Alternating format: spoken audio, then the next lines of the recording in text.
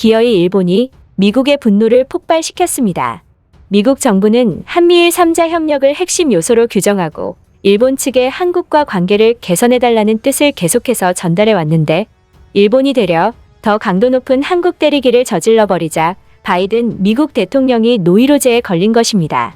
1대1로 전략을 통해 세계를 선도하려는 중국을 견제하고 아시아 태평양 지역에 대한 주도권을 지키는 것을 무엇보다 중요시해온 바이든 행정부는 일본의 이기적인 행보로 인해 계획의 균열이 가기 시작하자 급기야 한국에는 엄청난 특혜를 주고 일본은 그 대가를 치르게 했는데요. 자세한 내용 알아보도록 하겠습니다. 어떤 관계도 일본과 한국 간 관계보다 더 중요하지 않다. 지난 3월 미국 토니 블링컨 국무장관이 방일을 앞두고 한 말이었습니다. 이 말은 한미일 3자 협력이 미국에 어떤 의미인지 여실히 드러나는 말이었습니다. 바이든 대통령은 다자주의를 앞세운 외교 정책을 펼치면서 그야말로 동맹을 총동원시켜 중국을 상대하는 전략을 취하고 있는데 그런 상황에서 미국의 국무장관이 공식적으로 한일 관계보다 더 중요한 관계는 없다고 말한 것은 미국 정부가 추진하고 있는 핵심 전략 중의 핵심 전략이 바로 한미일 3자 협력이라는 뜻이었습니다. 그리하여 바이든 행정부는 한일 관계가 걷잡을 수 없이 틀어지면서 한미일 삼각협력의 빨간불이 켜지자 기회가 될 때마다 한일 관계의 중요성을 강조해왔고 또 압박해왔습니다. 그러나 미국의 요구를 받아들여 정부 차원에서 일본과 관계 개선을 일말이라도 시도한 한국과는 달리 일본은 너무나도 달콤한 한국 때리기를 결코 포기하지 않았고 급기야 최근에는 일본 외무성이 미국의 한일 문제에 너무 간섭하지 말아달라는 말까지 하면서 미국을 분노하게 만들었습니다. 사실 워싱턴 외교 소식통에 의하면 미국은 처음부터 일본을 신뢰하지 않았던 것으로 알려졌습니다. 일본의 잦은 총리 교체가 미일 동맹에 악영향을 줄 수 있다는 미국 의회조사국의 분석도 있었던 만큼 일본 내에서 나타나는 정치적 격동이 미국의 정책 조정을 어렵게 만들었기 때문입니다. 미 의회조사국은 바이든 행정부는 일본과의 동맹을 인도태평양 지역 접근법, 특히 중국의 공세를 동맹국과 협력국을 동원해 밀어낸다는 것을 핵심으로 강조해왔는데 일본이 지도자가 자주 바뀌는 상황으로 돌아가면서 미국의 덜 믿을 만한 파트너로 여겨졌다고 지적하기도 했습니다. 실제로 멍청하게도 일본은 스스로 우리는 믿을 수 없는 파트너다라는 걸 미국에 각인시켰는데요. 얼마 전 워싱턴에서 열린 한미일 외교차관 회의에서 미국에 망신을 준 것이 결정적이었습니다. 당시 미국은 한국과 일본의 관계를 개선하려는 차원에서 어렵사리 워싱턴에서 한미일 차관 회의를 성사시켰고 한미일 공동 기자회견을 열어 결속을 다지려고 하였는데 일본이 의제와 무관한 문제인 한국 경찰청장의 독도 방문에 대한 불만으로 공동 기자회견을 거부한 것입니다. 일본이 다자 외교 현장에서 불협화음을 드러내면서까지 강하게 의사를 표명한 것은 이례적이었고 독도 방문을 문제 삼아 한미일 외교 일정까지 파행시킨 것은 미국의 노력을 무시한 것은 물론이거니와 미국이 본격적으로 일본을 신뢰하지 않는 계기를 만들었습니다. 오죽하면 일본 요미우리 신문조차도 이례적인 사태라며 일본 정부의 비난의 목소리를 보냈죠.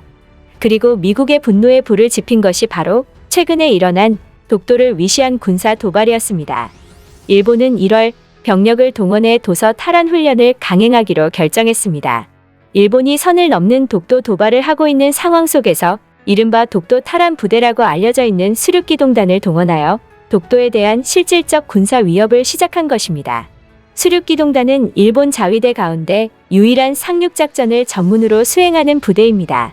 독도 갈등이 심해지고 있는 상황 속에서 일본 방위성이 점점 규모와 정예화했고 지역을 점령하고 탈환하는 데에 특화된 특수군이기 때문에 언제라도 독도를 노릴 수 있는 것입니다.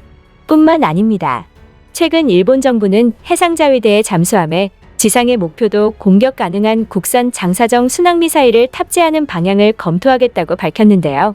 사업 추진의 이유는 가히 충격적이었습니다. 왜냐하면 일본 정부는 미사일을 바닷속 발사형으로 삼아 적의 미사일 발사기지 등을 파괴하는 적 기지 공격 능력을 구체화하겠다고 선포하면서 한국을 적국으로 상정하는 듯한 뉘앙스의 발언을 서슴없이 퍼부었기 때문입니다. 일본은 이 사업을 추진하면 상대가 발견되기 어려운 잠수함으로 공격한다고 하더라도 억지력을 강화할 수 있다며 우리 영토를 침략하려고 하는 나라에 있어서 마찬가지로 어디에 숨어 있는지 모르는 잠수함으로 반격할 수 있다고 밝혔는데 현재 한국과 일본의 갈등 양상을 들여다보면 이는 한국의 SLBM을 의식했다고 볼 수밖에 없는 것입니다. 일본 정부는 다케시마를 수호하기 위한 일본의 의지를 보여주겠다라는 어이없는 말을 실제로 하기도 했을 만큼 이제는 끝까지 가보겠다는 것이죠. 그러나 일본은 어리석게도 미국의 분노가 폭발할 것이라는 걸 계산하지 못했습니다. 현재 바이든 행정부는 관계를 파탄내는 일본의 행보에 매우 분노하고 있고 일본을 노골적으로 패싱하는 반면 한국엔 특혜를 주고 있는 모습을 보이고 있습니다. 얼마 전 기시다 총리는 미국을 방문하겠다는 뜻을 밝히며 바이든 대통령과의 정상회담에 공을 들인 바 있었는데요. 하지만 미국 정부는 오미크론이 전 세계적으로 확산된다는 이유로 정상회담 개최를 거부했고 최근에는 NPT 회의에 온라인 참석으로 방향을 바꿀 것을 제안했습니다.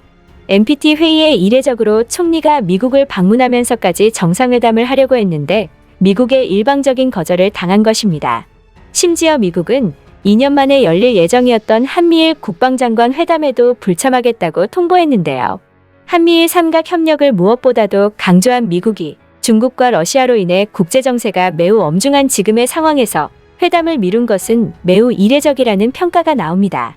이에 미국 일각에서는 오스틴 미 국방장관이 한미일 회담에 불참하는 이유를 일본이 한국과 관계를 개선할 수 있는 가능성이 전혀 보이지 않기 때문이라고 분석했는데요.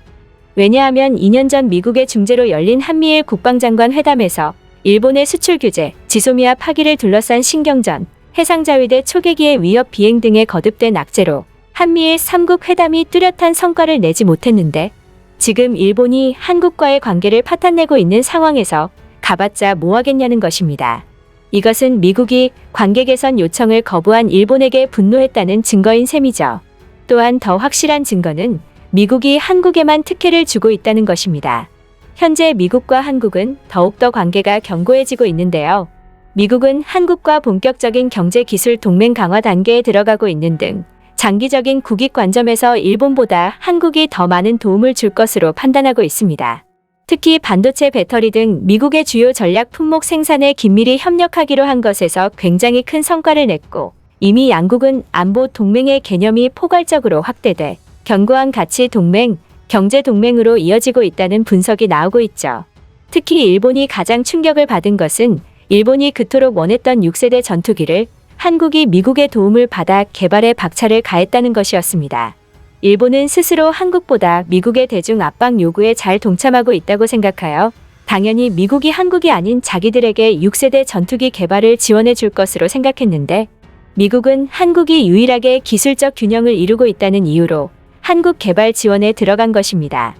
이는 다르게 해석하면 현재 미국 내에서는 더 이상 미국을 중심으로 무기를 개발해서는 안 된다는 자성론이 새롭게 등장하고 있고 중국이나 러시아 같은 적대국을 상대하기 위해서는 우방국이 미국의 무기를 사도록 강요하는 것이 아니라 우방국이 필요한 기술을 제공해야 한다는 목소리가 제기되고 있는데 미국은 그 적임자를 일본이 아니라 한국으로 본 것입니다. 이처럼 미국은 연일 한국 때리기로 일관하고 있는 일본의 노이로제가 걸렸으며 한국과 관계를 더욱 견고히 하고 있는 상황인데요.